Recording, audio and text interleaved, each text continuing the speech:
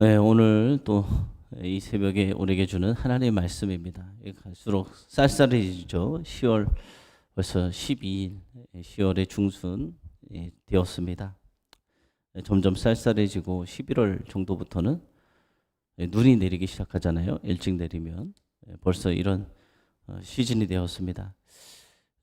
우리가 지난 새벽 말씀까지 보면은 이제 사사 시대가 끝이 나요. 사사 시대가 완전 끝이 난 건 아니고 오늘 미가 집이 나오는데 사사가 이제 끝이 났다는 거예요. 사사. 하나님께서 이스라엘 백성들을 하나님의 말씀으로 회복시키고 하나님의 정체성, 자녀의 정체성을 세워가는 이 사사가 끝이 납니다. 그런데도 이 사사기 시대는 계속되어지고 있었어요.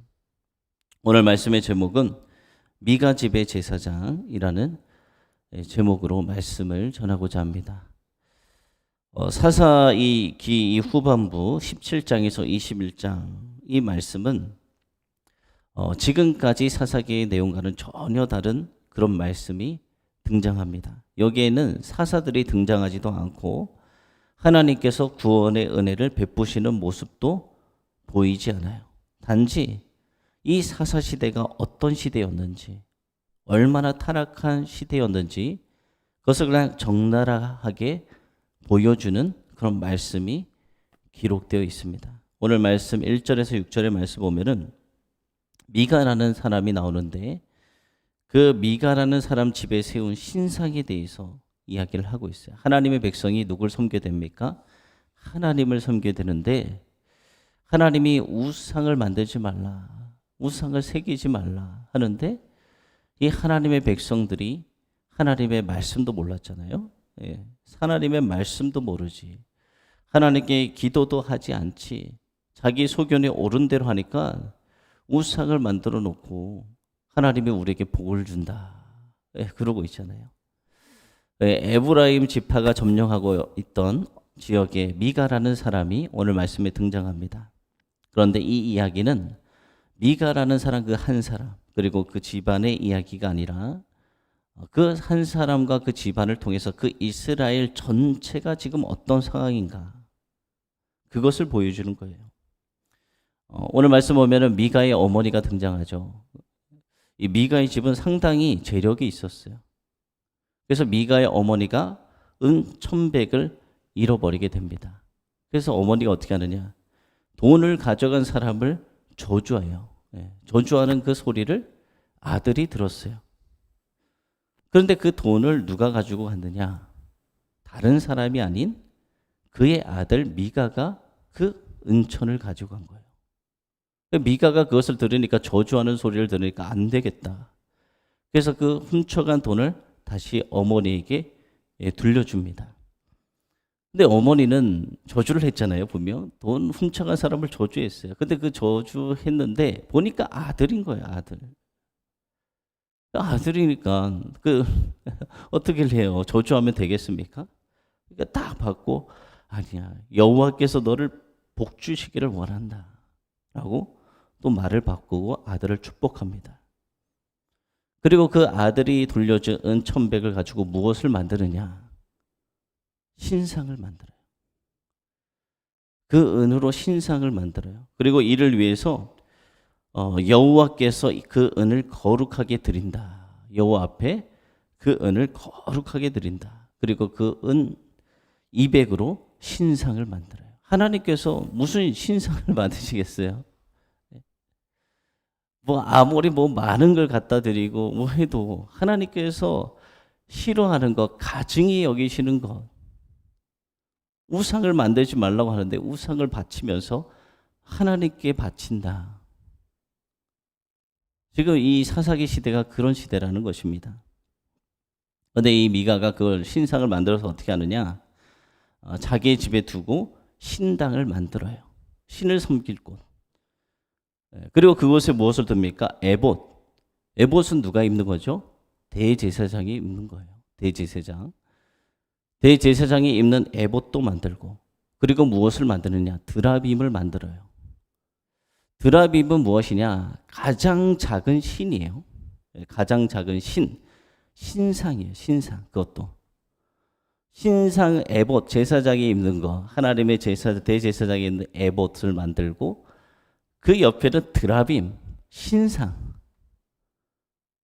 가정집에서 둘 수 있는 신상, 그 드라빔을 통해서 드라빔을 전해주면은 그 가족의 재물, 유산을 너에게 준다라는 그런 표시고, 또 그 드라빔이 가족의 그걸 뭐 지켜준다, 이런 미신적인 그런 신상이에요. 근데 그것을 딱 만들고 또 자기 아들을 제사장으로 세우고, 이 말씀을 다 보면은 에봇은 함부로 만들면 안 돼요. 하나님께서 그렇게 말씀하셨어요. 그걸 다른 용도로 써도 안 돼요. 하나님께서 대제사장만 입을 수 있도록 만드셨어요. 제사장은 또 어떻게 세워졌습니까? 하나님께서 구별하여 하나님의 일을 하도록 세운 자들이 제사장이에요. 그리고 제사장은 혈통적으로 내려왔어요. 레위 지파에서 하나님께서 제사장으로 세우셨죠. 이스라엘 백성들에게 다 각기 분깃을 나눠줬습니다. 땅을 하나님께서. 그런데 우리가 수요 예배의 말씀 가운데도 이런 부분이 있었어요. 흩어지는 사명, 그리고 책임지는 사명. 레위인들은 하나님께서 분깃을 나눠주지 않고 다 각기 성읍에 흩어져라. 거기서 해야 될 일 무엇이었을까요? 이스라엘 백성들에게 하나님의 백성으로서 어떻게 살아가야 되는지 그것을 전하고 또 제사를 집례하고, 이런 일들이 레위인들이 해야 되는 일이었습니다. 그러면 다른 지파는 그 레위인들의 분깃이 없으니 당연히 11조와 이런 예물들로 제사장을 섬기게, 그렇게 하나님께서 말씀하셨어요. 그런데 사사기 시대는 어떤 시대입니까? 하나님 말씀이 없어요. 하나님 말씀대로 살지 않아요. 하나님을 두려워하지도 않아요. 그냥 자기 생각에 옳은 대로, 소견에 옳은 대로 타락의 길 걸어가니까 오늘 말씀을 통해서 지금 이 미가의 집 에봇 드라빔 만들고 자기 아들을 제사장으로 세우고, 이것을 보아서 그들의 신앙이 지금 얼마나 잘못되어 있는지 이 말씀을 통해서 우리에게 하나하나 다 보여주는 거예요. 지금도 마찬가지, 지금도 보면은.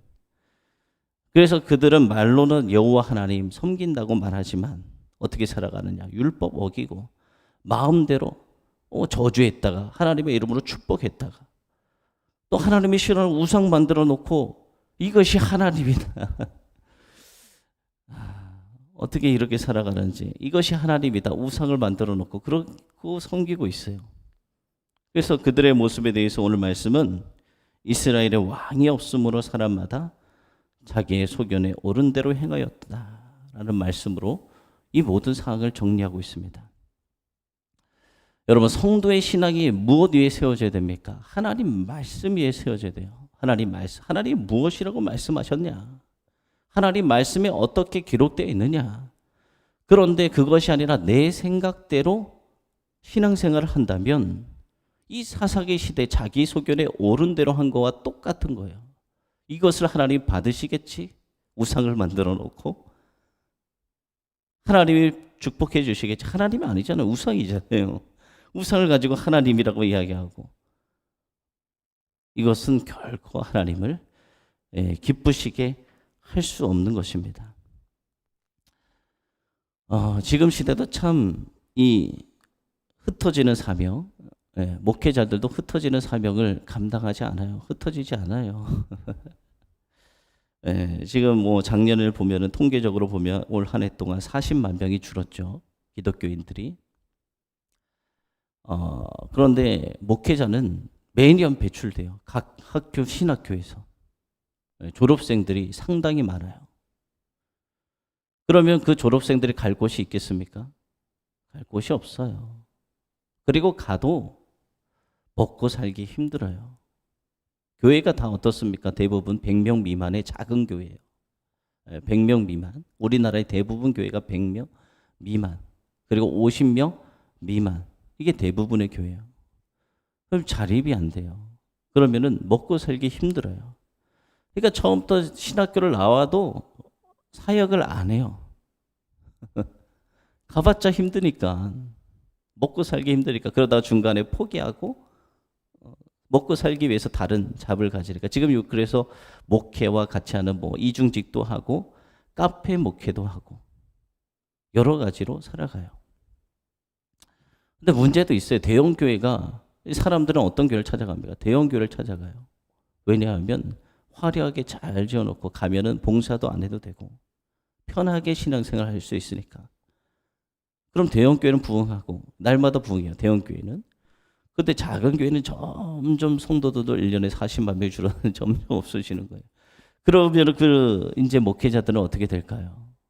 영적으로 점점 깜깜해지게 되죠. 그러면 그 대형 교회에서 책임을 져야 돼요. 책임을 같이 그 지역 교회, 작은 교회 생계가 될 수 있도록 책임을 져줘야 그들도 목회를 할 수 있을 거 아니에요. 참 요즘에 어려운 일들이 많습니다. 그래서 목회자들이 이중직을 하면서 사역을 해요. 근데 사역이 제대로 안 되죠. 여러분 일하면서 말씀 준비할 수 있을까요? 없어요. 여러분들도 하루 종일 일하시잖아요. 피곤해요. 몸이 지쳐요. 근데 어떻게 말씀을 준비해요? 앉으면 집중이 안 돼요. 기도도 안 돼요. 새벽 예배도 없고, 그런 교회는 새벽 예배도 없고, 주일 딱 한 번 드리는데 그것도 겨우 한 번 말씀 준비해서 말씀을 전해요. 그러니까 부흥이 되겠습니까? 거기서 말씀을 듣는 사람들은 무엇을 얻겠습니까? 점점 영적으로 깜깜하게 되는 것입니다. 하나님께서 기뻐하시는 것은 오직 우리가 말씀으로 예수 그리스도 안에서 내가 죽고 예수가 사는 삶을 살아가야 하나님이 기뻐하는 거예요. 그래서 7절에 13절 또 말씀 보면은 미가 집안을 위한 제사장이에요. 미가 집안. 미가의 집안은 분명 오늘 말씀은 왜곡된 신앙생활을 했어요. 하나님이 원치 않는 거. 하나님 말씀이 없어. 하나님 말씀 모르니까. 이것을 하나님이 기뻐하신다라고 그들은 그냥 생각해서 한 거예요.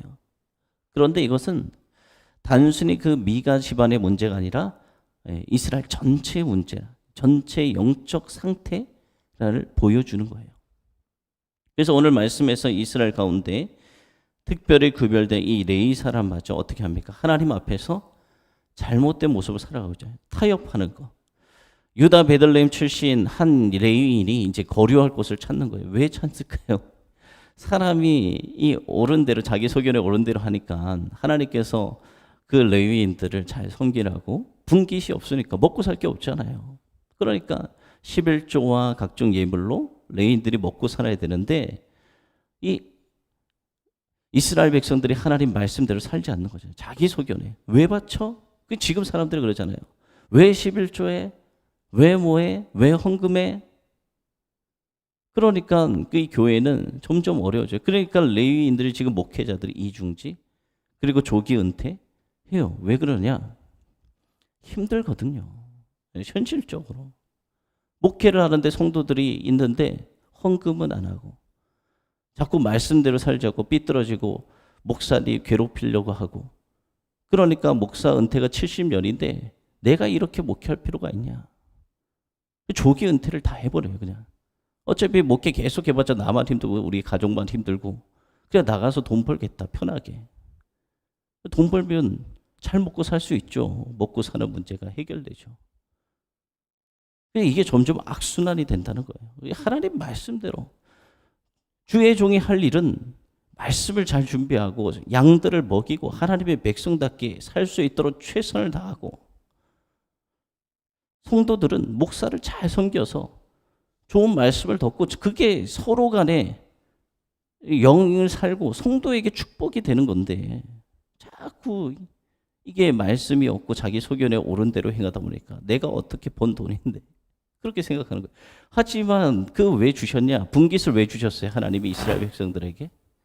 그리고 왜 제사장에게 분깃을 안 주었어요? 그것을 기억해야 되는데 그것이 아니에요. 지금은 어떤 또 일이 일어나느냐? 원로 목사를 두려고 하지 않아요. 교회가.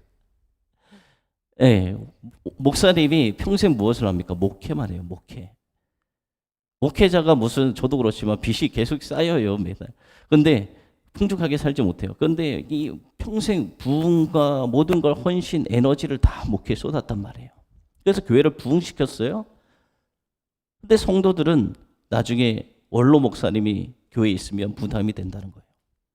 왜냐하면 은퇴해도 사례비를 줘야 되니까, 담임 목사님의 절반 정도 줘야 되니까, 그리고 살 집도 마련해 줘야 되니까. 그래서 은퇴 원로 목사가 되기 전에 진짜 쫓아내요. 어떤 수단 방법 가리지 않고 안 주려고 쫓아내요. 그 목사님 평생 다른 거에 눈 돌리지 않고 목회만 했는데, 주를 위해서, 성도를 위해서 말씀 먹여 목회하고 뭐 뒷주머니도 차지 않고 했는데 아무것도 없는 당장 나가라. 뭐 어떻게 살겠습니까?